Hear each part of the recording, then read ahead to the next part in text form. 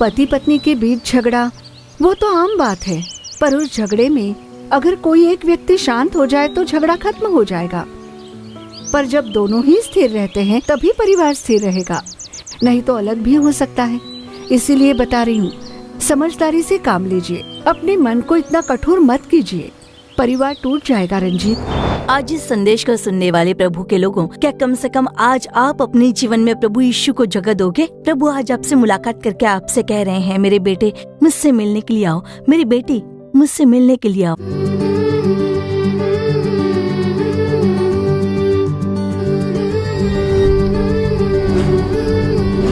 खुशहाल परिवार।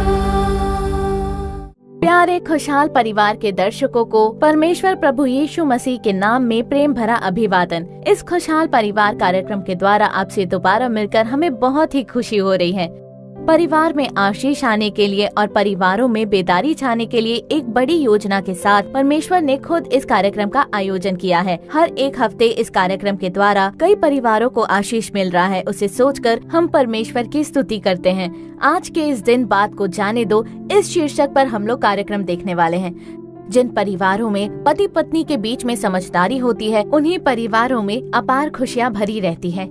एक परिवार में पति पत्नी के बीच में हमेशा शांति भाव और प्रेम भाव होना चाहिए, पर कई सारे लोग अपने अहंकार से नीचे नहीं उतरते। अपनी जिद को वो बिल्कुल छोड़ते नहीं हैं। वो चाहते हैं कि वो जो कहे, वो जो सोचे वही परिवार में हो, और इसी वजह से कई सारे परिवारों में हमेशा समस्याएं बनी रहती हैं। कई सारे परिवारों में संगति नहीं रहती और कई परिवार टूट जाते हैं। हम जो परमेश्वर के बच्चे हैं, जब हम बात को समझकर बात छोड़ देते हैं, तभी हमारे परिवार में आशीष और परमेश्वर की शांति बनी रहती है। लेकिन सबसे पहले आइए देखते हैं ज्योति बहन कार्यक्रम खुशहाल परिवार।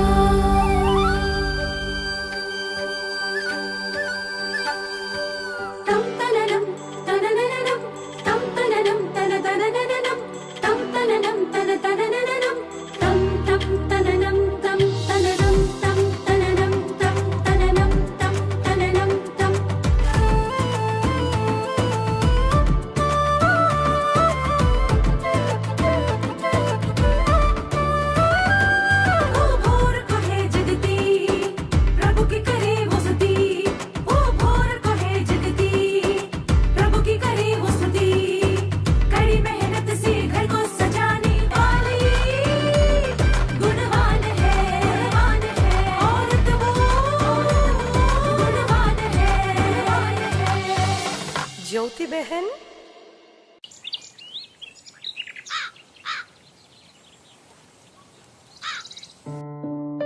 मेरी बात समझने की कोशिश करो।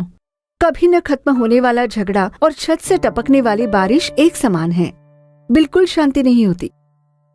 मैं तो समझ रही हूँ दीदी, मैं बात को समझ गई, पर वो बात को समझने की कोशिश नहीं कर रहे हैं। वो भी समझ लेंगे, ऐसे कैसे वो बात को नहीं समझेंगे।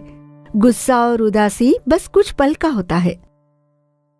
पहले तो तुम अपने गुस्से को काबू करो, जिसकी जरूरत है वो करो, और देखना जो होगा सब अच्छा ही होगा। अच्छा दीदी।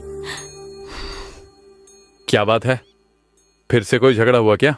अब क्या बताऊं, कुछ देर शांत रहती है और फिर शुरू हो जाती है। शुरू करना, खत्म करना और फिर से शुरू करना, ये तेरा जीवन तो सीसौ बनकर रह गया है। मैं करूं भी क्या, बस किस्मत की बात। लेकिन तू समझदारी से काम क्यों नहीं लेता? ऐसे कैसे? वो मनमानी करेगी और मैं चुप बैठूं? ये नहीं होने वाला। तुम दोनों में से कोई एक समझदारी दिखाएगा तभी जीवन स्मूथ होगा। अब तू मुझे समझाने मत लग जा। फ्री एडवाइस है, पसंद आए तो रख ले, नहीं तो जाने दे। अच्छा, मैं घर चलता हूँ। अरे थोड़ी देर और रुक जाना, ऐसे भी क्या जल्दी है? तू झगड़ा करके आया है तो तुझे जल्दबाजी नहीं होगी। मुझे तो जल्दी घर जाने दे, तू भी जल्दी घर जा। वहां और झगड़ा हो जाएगा। ऑफिस की भी छुट्टी है, नहीं तो वही चला जाता। ठीक है, तो फिर मैं चलता हूँ। मैंने जो कहा उसे याद रखना। हाँ।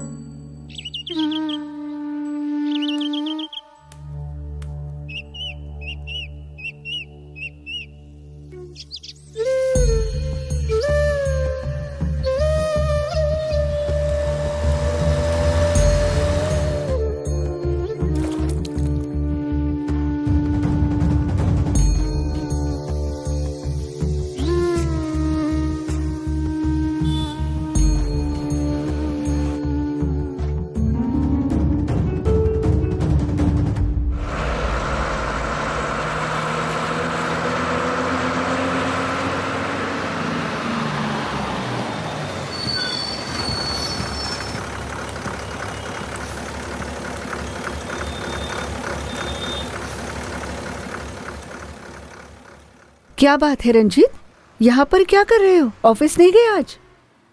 आज ऑफिस की छुट्टी है, इसीलिए नहीं गया। अच्छा, मैं चलती हूँ। दीदी, मैं जानता हूँ आप क्या कहने वाली हो, पर आज रहने दीजिए, यहाँ कुछ मत बोलिए। अच्छा रंजीत, मैं चलती हूँ।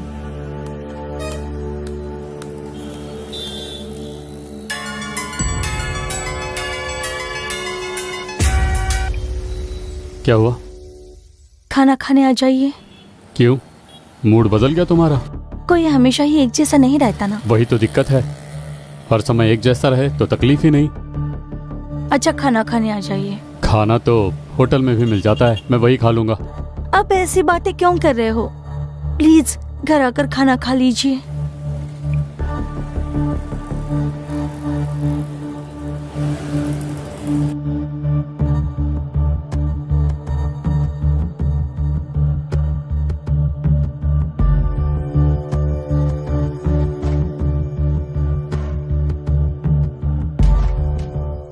खाना लगा दूं? मैंने खाना खा लिया। खाना खा लिया? कहाँ खाया आपने? होटल में। होटल में? पर मैंने आपको घर आकर खाने के लिए कहा था ना। मैंने भी अभी तक खाना नहीं खाया। मैं अब तक आपके ही आने का इंतजार कर रही थी।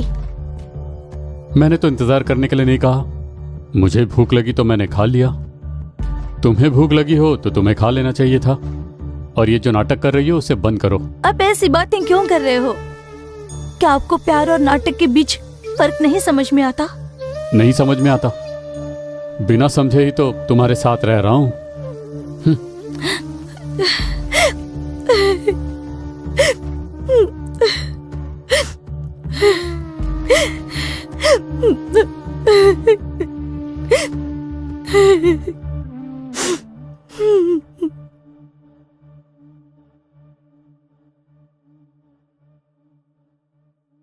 सुनिए, आप ऑफिस ही जा रहे हैं ना? मुझे रास्ते में छोड़ दीजिए। तुम बस में चली जाओ। मुझे देरी हो रही है, प्लीज। तो कैब बुक करके चली जाओ। लेकिन मेरा ऑफिस आपके ऑफिस से पहले ही आ जाएगा, मैं वहीं पर उतर जाऊंगी। एक बार कहूँ तो तुम्हें समझ में नहीं आता? क्यों बार बार फालतू की बात कर रही हो? फालतू की बात? मैं आपकी पत्नी हूँ। ऐसे रोज रोज शब्दों की तीर से घायल करने से अच्छा है मुझे एक ही बार में मार दीजिए। मैं क्यों तुम्हें मारूं? तुम्हें मारकर जेल चला जाऊं? अगर मरना ही है तो खुद जाकर मर जाओ।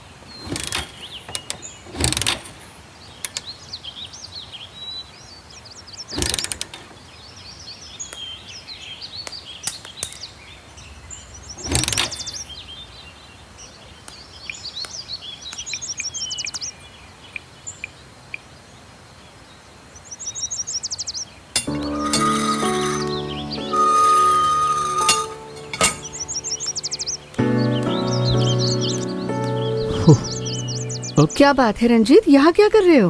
बाइक स्टार्ट नहीं हो रही है, मैं बस मैकेनिक का इंतजार कर रहा था। क्या अभी कुछ बोल सकती हूँ? इस जगह से तो आपको कोई एतराज नहीं ना? दीदी। क्यों रंजीत, ऐसा बर्ताव क्यों कर रहे हो? मेरे तो समझ में ही नहीं आ रहा कि आपसे क्या कहूँ। दीदी, आप नहीं जानती मालती कैसा बर्ताव करती है। मैं उसकी बात नहीं कर रही रंजीत, और मालती ने तो आपसे माफी भी मांग ली, पर आप बात को नहीं समझ रहे हो, तो गलती तो आपकी हुई ना। पति पत्नी के बीच झगड़ा वो तो आम बात है, पर उस झगड़े में अगर कोई एक व्यक्ति शांत हो जाए तो झगड़ा खत्म हो जाएगा। पर जब दोनों ही स्थिर रहते हैं तभी परिवार स्थिर रहेगा। नहीं तो अलग भी हो सकता है। इसीलिए बता रही हूँ, समझदारी से काम लीजिए, अपने मन को इतना कठोर मत कीजिए। परिवार टूट जाएगा रंजीत। पहले से काफी परेशानियां चल रही हैं, अब ऊपर से ये। बस कीजिए रंजीत। मालती ने जो गलती की है उसके लिए उसने माफी मांग ली है और अब भी मांग रही है। लेकिन आप, जक्कई पेड़ के ऊपर बैठा था और ईशु उसके घर आना चाहते थे, इसीलिए ईशु ने जक्कई को पेड़ पर से नीचे आने के लिए कहा। तभी तो वो जक्कई के घर पर रह पाए। घमंड, गुस्सा, कड़वापन, ये सब नीचे उतार कर आप घर के अंदर जाइए। बस तभी परमेश्वर आपके घर में वास कर सकते हैं। आपके ईगो को उठाकर फेंक दीजिए, अहम को अपने अंदर से निकाल फेंकिए। जैसे आपको दुख हुआ है उसी तरह मालती को भी दुख हुआ होगा। बात समझिए रंजीत। अरे तूने मोबाइल क्यों बंद करके रखा है? अरे बार बार मालती फोन करती रहती है, इसीलिए बंद करके रखा है। अरे कैसा आदमी है तू? क्यों, क्या हुआ?